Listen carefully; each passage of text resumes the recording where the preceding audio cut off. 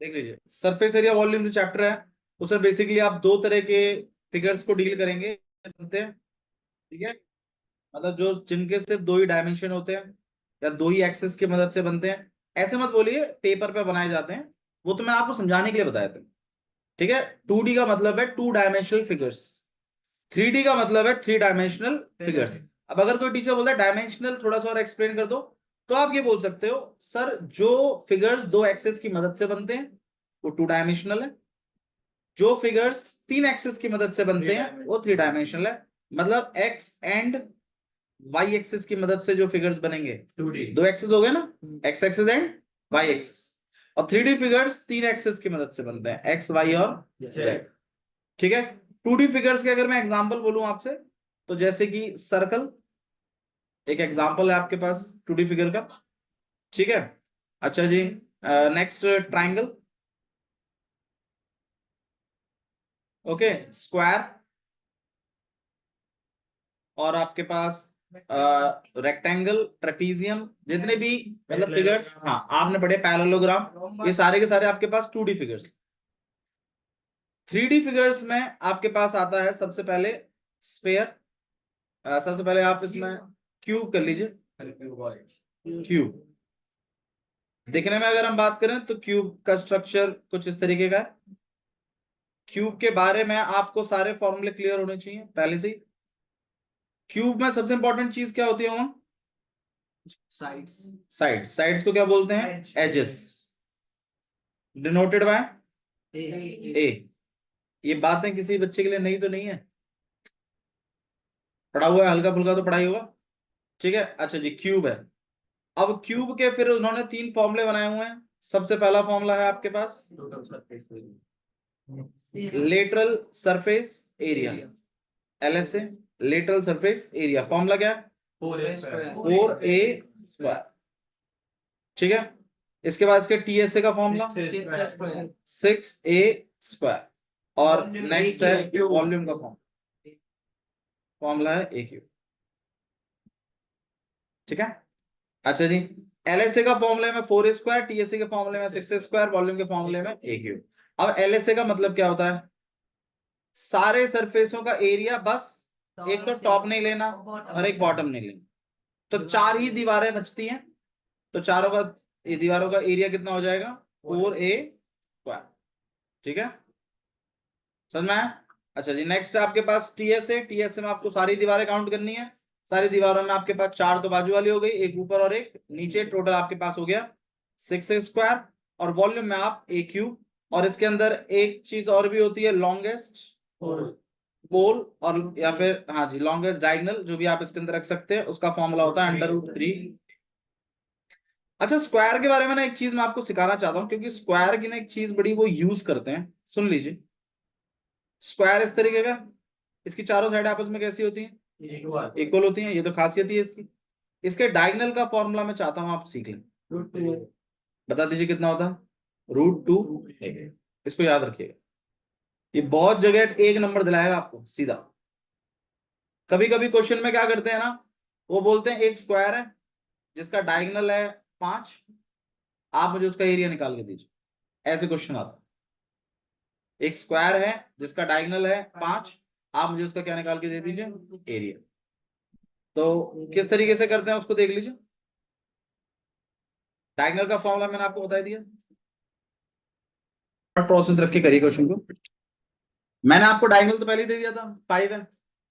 जब मैंने स्क्वायर का आपको डायगोनल बता दिया, और अगर आपको एरिया ऑफ स्क्वायर चाहिए, तो फॉर्मूला है एरिया का A²। मतलब बिना ए निकाले एरिया नहीं निकलने वाला, ये बात तो कंफर्म है। तो first of all you need to find out A. अब ए कैसे निकालें भाई? ए के लिए उन्होंने आपको क्या दे रखा है? डायगोनल। तो आप डायगोनल की इक्वेशन बना दीजिए। डायगोनल की इक्वेशन क्या होती है? √2A। डायगोनल की वैल्यू डाल दीजिए 5, √2 और ए को अकेला कर लीजिए, कितना आ जाएगा? 5 में √2। अब जब एरिया पूछा आपसे तो A² कर दीजिएगा, 5 में √2 इंटू में 5 में कितना हो जाएगा यहाँ पे? 25/2, और काट पीट के आएगा 12। बिल्कुल सही क्वेश्चन, बिल्कुल पूछा गया है इसी तरीके से भी, कि डायगोनल दे देगा और आपसे एरिया पूछेगा स्क्वायर। इसी तरीके से रेक्टेंगल के डायगोनल का भी अपना एक फॉर्मूला होता है। रेक्टेंगल है तो भाई एल ये है, ये बी है, इसके डायगोनल का अपना फॉर्मूला है L square plus B square के ऊपर अंडर। ठीक है, इन फॉर्मूलों को थोड़ा सा ध्यान रखिए, काम आएंगे ये सब। जैसे सरकमफ्रेंस का फॉर्मूला क्या है, एरिया का, सर्कल के एरिया का पाई आर स्क्वायर। ठीक है, इसी तरीके से सब चीजें थोड़ा काम आती हैं, इन पे गौर करिएगा बस। अच्छा जी, अब इस चीज के रिगार्डिंग और बात कर लेते हैं हम लोग। सबसे पहले हम क्यूब के बारे में बात कर रहे थे। क्यूब में तीन चीजें हैं आपके पास, एलएसए, टीएसए और वॉल्यूम। तो एलएसए का मतलब क्या होता है भाई, कौन से एरिया को काउंट करते हैं, चार दीवारों को। तो फॉर्मूला क्या है, 4a। क्यूब के अंदर सिर्फ ए होते हैं, एजेस, ध्यान रखिएगा। अच्छा, टीएसए का फॉर्मूला 6a स्क्वायर, इसमें टॉप एंड बॉटम भी आता है। और नेक्स्ट आपके पास वॉल्यूम का क्या है आपके पास, ए क्यूब। किसी को इशू है इसमें तो बताइए, पक्का? ठीक है, बहुत बढ़िया। तो यहाँ क्यूब हो गया मामला। अच्छा जी, नेक्स्ट है आपके पास क्यूबाइड। क्यूबाइड को और देख लेते हैं।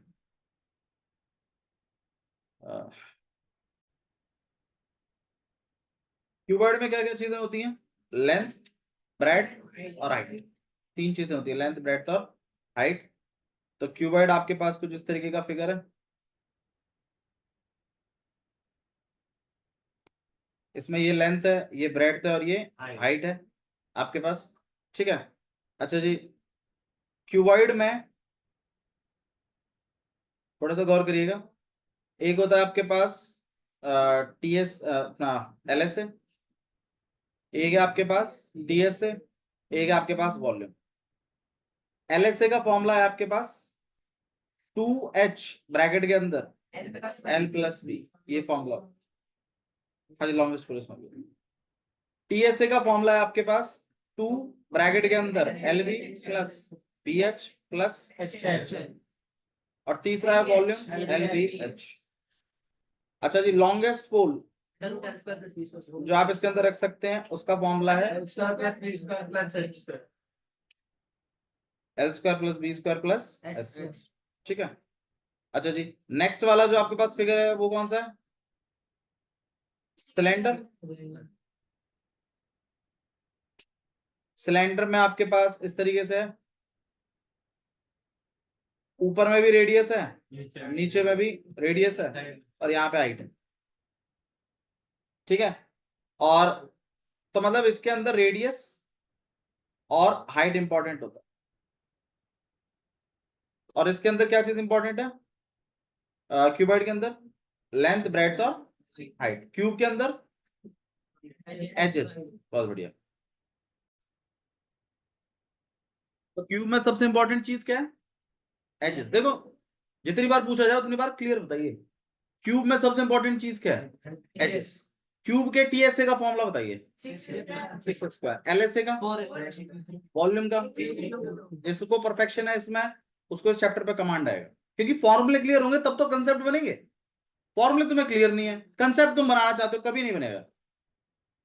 ठीक है। अच्छा जी, क्यूबॉइड में सबसे इंपॉर्टेंट चीज क्या होती है, length, breadth, height.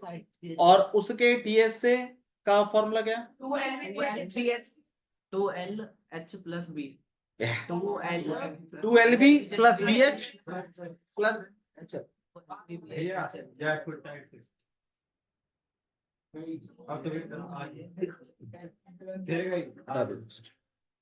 2LB plus BH plus, ठीक है।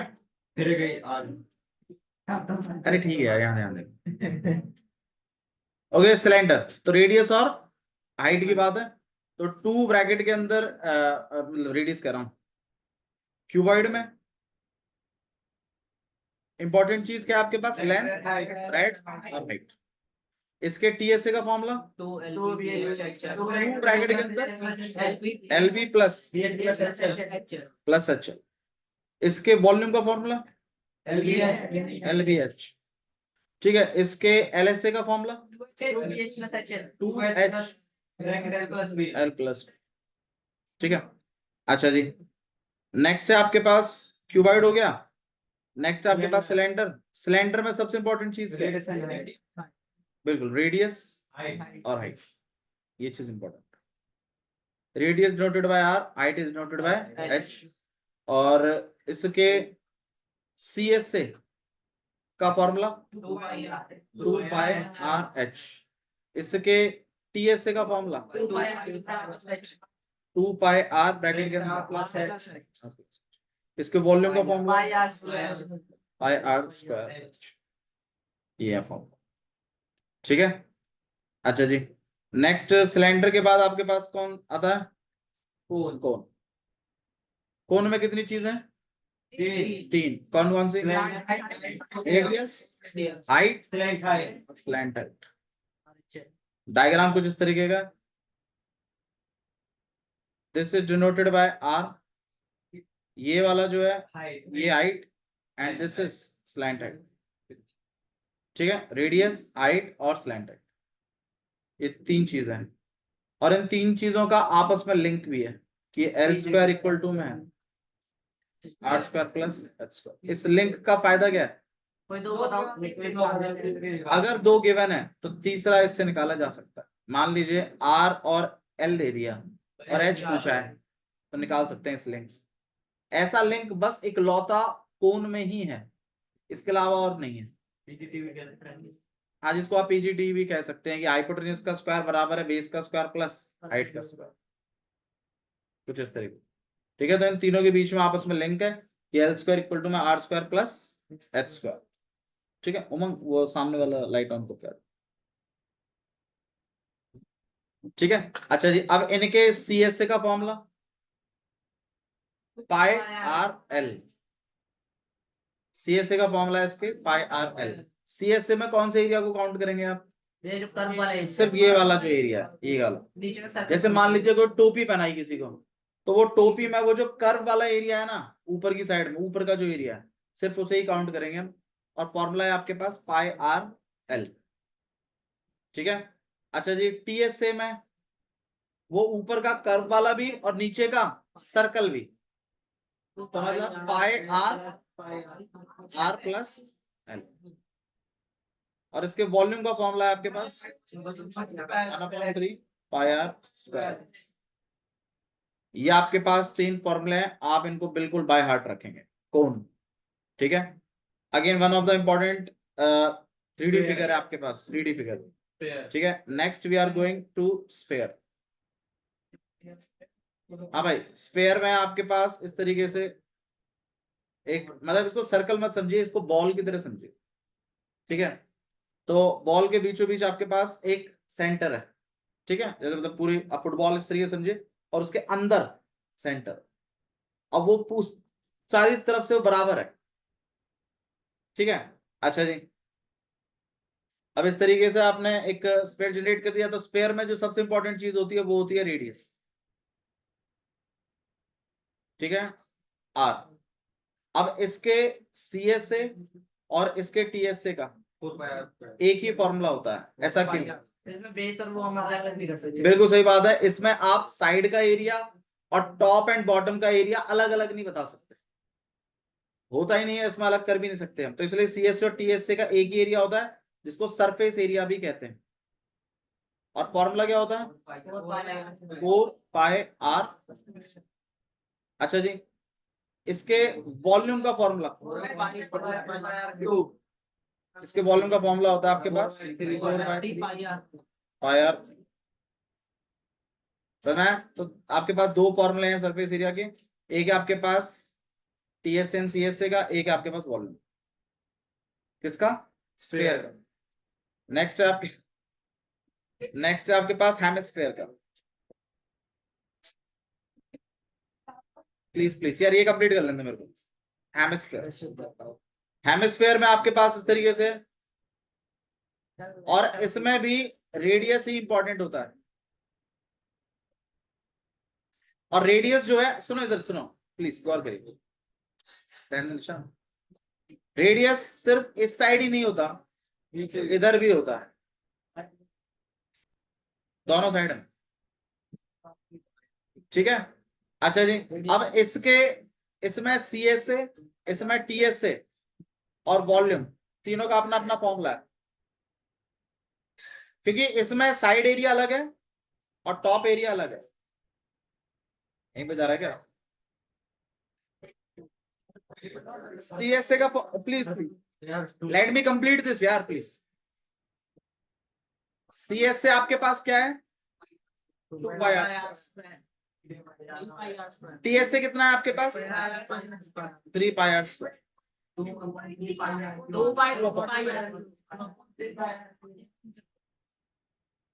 ठीक है, ये इस तरीके का फॉर्मूला। ठीक है।